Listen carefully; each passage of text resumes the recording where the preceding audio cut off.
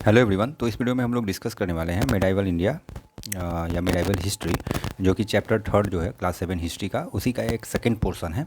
First portion में हम लोग एनसीईआरटी में जितने भी एमसीक्यू एराइज हो सकते थे उसको हम लोग डिस्कस किए हैं, जो आपको 40 आउट ऑफ 40 लाने में काफ़ी मदद करेगा। मीन्स यही एक रास्ता ही है।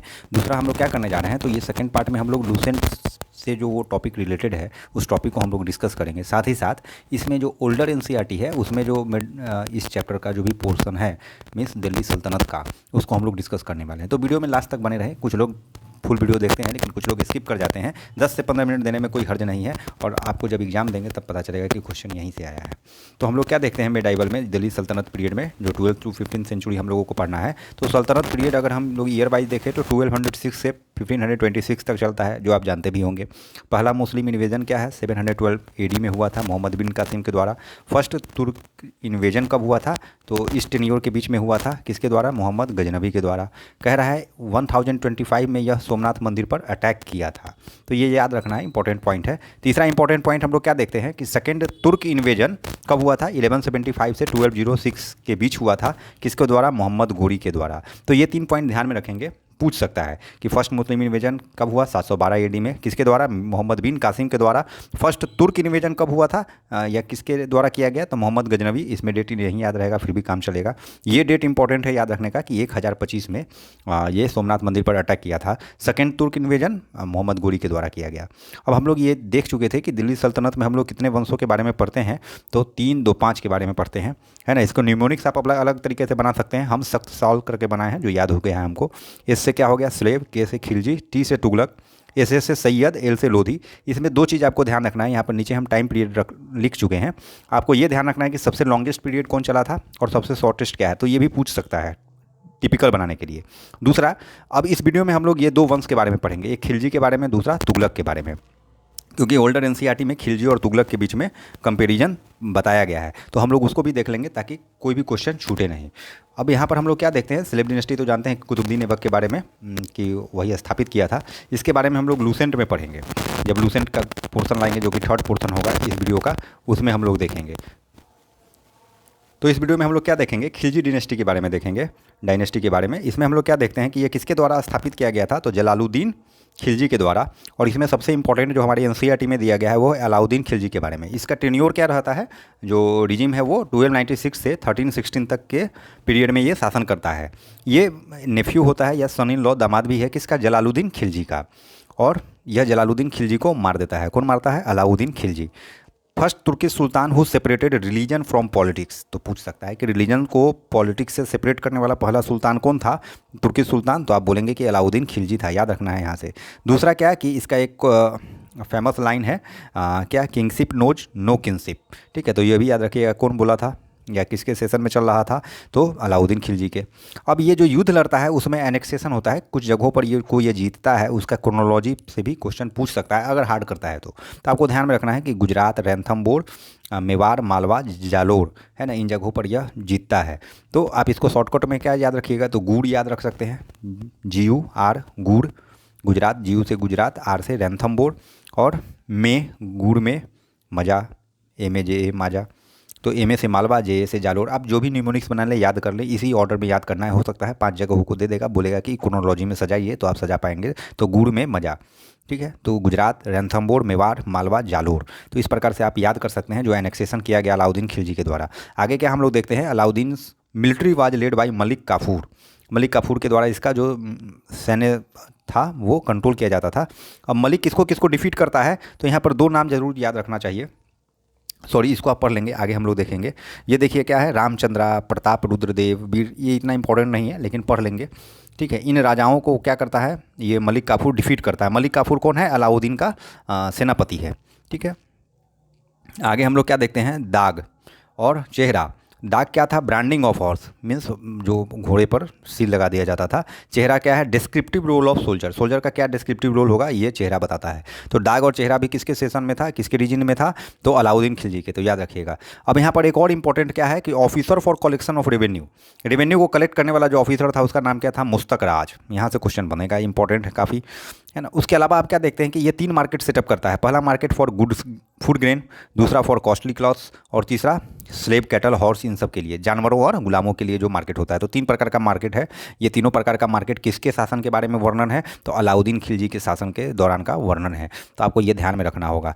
नेक्स्ट क्या हम लोग देखते हैं, to fix cost of commodities all markets were set up in Delhi. Means दामों को फिक्स रखने के लिए सारा भी मार्केट को वो कहाँ एस्टेब्लिश करता है? दिल्ली में करता है। तो इतना चीज़ आपको अलाउद्दीन खिलजी के बारे में अभी याद रखना है। नेक्स्ट हम लोग क्या देखते हैं अलाउद्दीन खिलजी के केस में कि each market was under officer, मतलब मार्केट को कंट्रोल करने के लिए कौन ऑफिसर है? सहना। दूसरा क्या कह रहा है? तो याद रखना, ये भी इंपॉर्टेंट है, check on market by 2 officer. और मार्केट पर चेक रखने के लिए क्या है? दीवाने रियासत और सहना ए मंडी, ये 2 ऑफिसर हैं, ठीक है, जो नियुक्त किया जा रहा है किसके शासनकाल में? अलाउद्दीन खिलजी के शासनकाल में। अब आगे क्या कर रहा है? Goods were sold at an open market called Sarai Adl. जो एक ओपन मार्केट है जहाँ पर गुड्स को, वस्तुओं को बेचा जा रहा है, उसको क्या कहते हैं? सराय अदल, ठीक है। तो ये सारा इंपॉर्टेंट चीज़ है, आपको ध्यान में रखना ही होगा। आगे कंस्ट्रक्शन जो हम देखते हैं अलाउद्दीन खिलजी करता है वो क्या है? तो पहला है अलाई दरवाज़ा, ठीक है, इंट्रेंस गेट है कुतुब मीनार का, अलाई दरवाज़ा पूछ सकता है। दूसरा हजार सुतन है ना, ये प्लेस ऑफ 1000 पिलर्स है ना, माने महल है हजारों पिलर्स का, खंभों का, ठीक है। इसका राज कवि कौन था? तो आमिर खुसरो है ना, आमिर खुसरो इसका राज कवि था। अब ये 4 ऑर्डिनेंस इशू करता है ना, 4 ऑर्डिनेंस, आदेश या जो भी कहिए। तो पहला क्या है कि confiscation of religious endowments and free grants of land. तो फ्री ग्रांट्स ऑफ लैंड ये पहला इसका ऑर्डिनेंस हो गया। दूसरा आप क्या देखते हैं? रीऑर्गेनाइज स्पाई सिस्टम, माने मुखबिर वगैरह को ऑर्गेनाइज करता है, संगठित करता है। तीसरा आप क्या देखते हैं? प्रोहिबिटेड यूज ऑफ वाइन, शराबबंदी, जो नीतीश कुमार कर रहे हैं। फोर्थ क्या है? Banned noble social gathering and inter marriage, माने जो भी इसके दरबारी हैं वो आपस में बिना राजा को बताए हुए वैवाहिक संबंध स्थापित नहीं कर सकते हैं, मीटिंग नहीं कर सकते हैं। तो ये 4 ऑर्डिनेंसेस ये इशू करता है अपने दरबार में, ठीक है, अपने शासनकाल में, ठीक है, जो लोगों को मानना था। कह रहा है 1316 में मर जाता है मलिक काफूर है ना, सीज थ्रोन, और मलिक काफूर जो था इसका सेनापति, वो गद्दी को कब्जे में लेता है और सिहाबुद्दीन को राजा घोषित करता है। सिहाबुद्दीन कौन है? 6 साल का बच्चा है जो अलाउद्दीन का बेटा है। इम्प्रिजन्ड इल्डेस्ट सन मुबारक खान, और जो मुबारक खान है उस जो बड़ा बेटा है अलाउद्दीन खिलजी का, उसको कैद कर लेता है। तो इतना हम लोग किसके बारे में देखते हैं? अलाउद्दीन खिलजी के बारे में देखते हैं।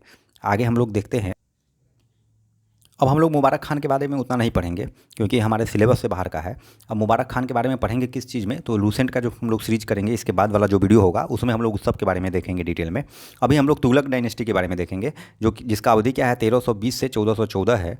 और ये किसके द्वारा तुगलक वंश की स्थापना की जाती है? तो गयासुद्दीन तुगलक के द्वारा की जाती है। मोहम्मद बिन तुगलक के बारे में यहाँ पर बताया जा रहा है, जिसका शासनकाल क्या है? 1325 से 51 है। अब ये कौन है? तो गयासुद्दीन तुगलक का बेटा है मोहम्मद बिन तुगलक।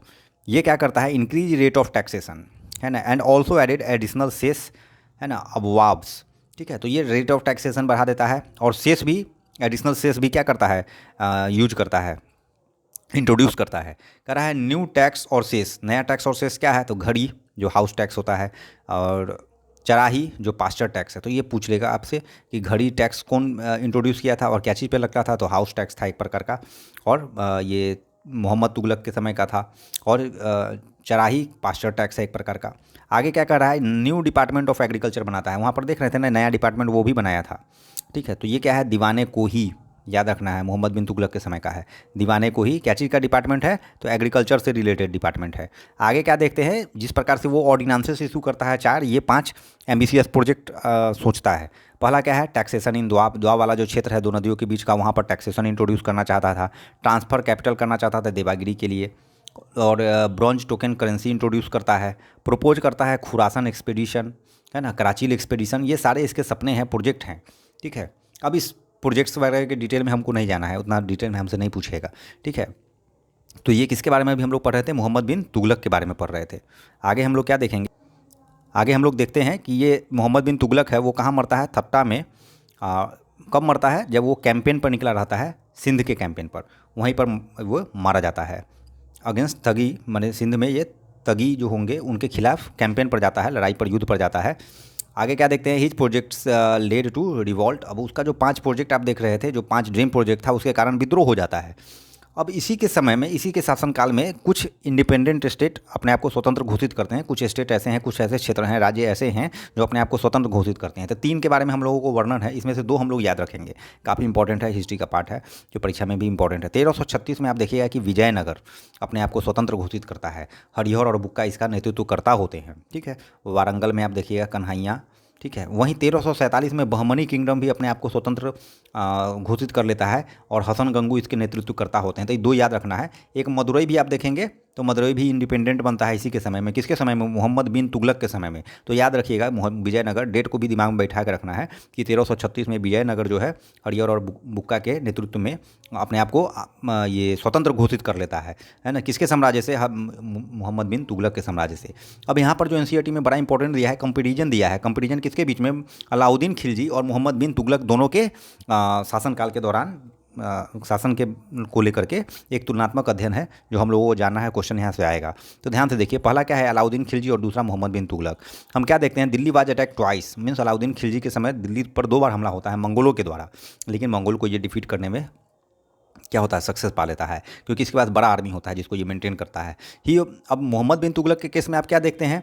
इसके पास भी बड़ा आर्मी होता है और ये भी मंगोल को डिफीट करने में सफलता पाता है। दूसरा क्या देखते हैं? Constructed in new garrison town, है ना, एक नया गैरिसन टाउन स्थापित करता है। किसके लिए? सैनिकों के लिए। और इस शहर का नाम क्या है? सीडी, मैप में हम लोग देखे थे, ठीक है। तो याद रखिएगा, सीरी नाम से एक शहर ये स्थापित करता है सैनिकों के लिए। ये क्या करता है? नया शहर न स्थापित करके पुराने गैरिसन टाउन को ही यूज करता है सैनिकों के लिए। और किस शहर? उस शहर का नाम क्या है? दिल्ली ए कुहना, ठीक है। तो याद रखिएगा, सीडी दिल्ली ए कुहना। दिल्ली ए कुहना गैरिसन टाउन के रूप में कौन यूज करता है सैनिकों के लिए? मोहम्मद बिन तुगलक। और एक नया शहर बनाता है सैनिकों के लिए, है ना, वो कौन बनाता है? अलाउद्दीन खिलजी। नेक्स्ट पॉइंट हम लोग क्या देखते हैं? To feed soldiers 50% of produce between lands of Ganga and Yamuna was taken. ये क्या करता है? सैनिकों को खिलाने के लिए, सैनिकों के लिए 50% जो है प्रोड्यूस का ले लेता है। कहाँ के प्रोड्यूस का? तो गंगा और यमुना के बीच का जो भी ज़मीन है वहाँ के प्रोड्यूस का। ये क्या करता है? Produce from same area was used, जहाँ पर सैनिक है वहीं का यूज कर लेता है ये produce. Some additional taxes were also levied, और इसके अलावा अगर कुछ कमी होता है तो ये एडिशनल टैक्स भी इंट्रोड्यूस कर देता है। कौन? मोहम्मद बिन तुगलक। यहाँ पर क्या देख रहे हैं कि अलाउद्दीन के समय में soldiers were paid in cash rather than इक्ताज। इक्ताज पर ये विश्वास नहीं रखता है, कैश में देता है सोल्जर को। कौन? अलाउद्दीन खिलजी। ही और मोहम्मद बिन तुगलक भी क्या करता है? वो भी कैश में देता है, टोकन करेंसी यूज करता है, टोकन करेंसी इंट्रोड्यूस करता है। हम देखते हैं ना आगे हम लोग क्या देखते हैं कि prices of goods were carefully surveyed and fixed. जो भी गुड्स का, वस्तुओं का दाम है उसको ध्यानपूर्वक सर्वे किया जाता है और फिक्स किया जाता है। इसके समय क्या आप देखते हैं? मोहम्मद बिन तुगलक के समय price were not fixed on the basis of actual produce but arbitrary. मनमाने ढंग से यहाँ पर प्राइस फिक्स हो रहा है, कितना उत्पादन हो रहा है उस हिसाब से, मैंने डिमांड एंड सप्लाई सबको ध्यान में नहीं रख रहा है, मैंने सर्वेइंग अच्छा से नहीं कर रहा है। अब आगे आप क्या देखिएगा कि अलाउद्दीन खिलजी का जो भी मेजर्स था, जो भी उपाय था, है ना, या जो भी एक्शन लिया गया वो सक्सेसफुल था, सफल था, लेकिन मोहम्मद बिन तुगलक का फेल कर जाता है।